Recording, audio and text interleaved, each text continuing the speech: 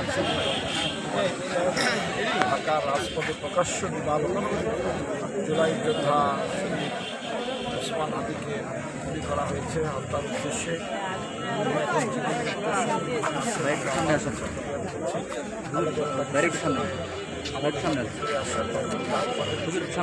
এই হত্যাকাণ্ডের ঘটনাটি অপরিচিত ঘটনা। আমরা মনে করি যে দেশের প্রশাসনকে স্বাধীন বাংলাদেশে 24 পরবর্তী বাংলাদেশে যেভাবে সচেতন এবং সতর্ক থাকা দরকার। শরীফ ওসমান হাদি অনেকদিন থেকে বলে আসছিল যে মাসের জীবনহানির শঙ্কা করছেন। সেই হেতু আমরা মনে করি যে প্রশাসনকে আরও বেশি কঠোর এবং সক্রিয় ভূমিকায় আরও নজরদারিতে থাকা উচিত ছিল। এই হত্যাকাণ্ডটি কোনো স্বাভাবিক ঘটনা না, কোনো বিচ্ছিন্ন ঘটনা না। এই ঘটনার মাধ্যমে আসলে পরাজিত শক্তি, ফ্যাসিস্ট শক্তি আবারও জানান দিচ্ছে যে তারা বাংলাদেশকে নিয়ে নতুন করে খেলায় করতে চায়। আমরা বিশ্বাস করি বাংলাদেশের দেশপ্রেমিক শক্তি যদি ঐক্যবদ্ধ আছি এবং আমরা থাকি, তাহলে কেউই আমাদেরকে আমাদের এই বিজয়কে ছিনিয়ে নিতে পারবে না ইনশাআল্লাহ। আমরা যেটা গুরুত্বপূর্ণ, এখন পর্যন্ত এ ব্যাপারে কোনো সঠিক সিদ্ধান্ত হয়নি। ফেসবুকে তো কাউকে 200, কাউকে 100, কাউকে 50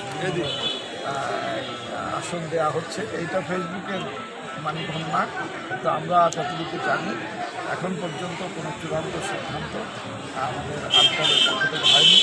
হইলে আমরা দেশবাসীকে বলতে চাই যে এই সমস্ত গুজবে বিভ্রান্ত না হয়ে যদি 8 দল যখন সিদ্ধান্ত নেবে জাতীয়ভাবে প্রেস কনফারেন্স করে 8 দলের শীর্ষ নেতৃবৃন্দ উপস্থিত থেকেই এই আসনগুলো ঘোষণা করবে।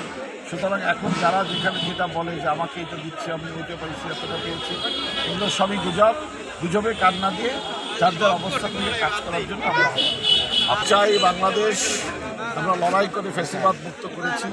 71-এ যেমন আমাদের মুক্তিযোদ্ধারা রক্ত দিয়ে দেশ থেকে ফ্যাসিবাদকে দূর করেছিল, দেশের মধ্যে যারা ফ্যাসিবাদী শাসন কায়েম করেছিল তাদেরকেও আমাদের তরুণীরা রক্ত দিয়ে বিদায় করেছে। এই বাংলাদেশে আজকের এই বিজয় দিবস থেকে আমরা বার্তা দিতে চাই, শরীফ ওসমান হাদিকে হত্যার বা অন্য কাউকে হত্যা করে রক্ত ঝরিয়ে এই বাংলাদেশকে আর কখনো ফ্যাসিবাদের অনুকূলে নেওয়ার কোনো সুযোগ নেই। এখানে আর কোনো ফ্যাসিবাদ স্থান পাবে না।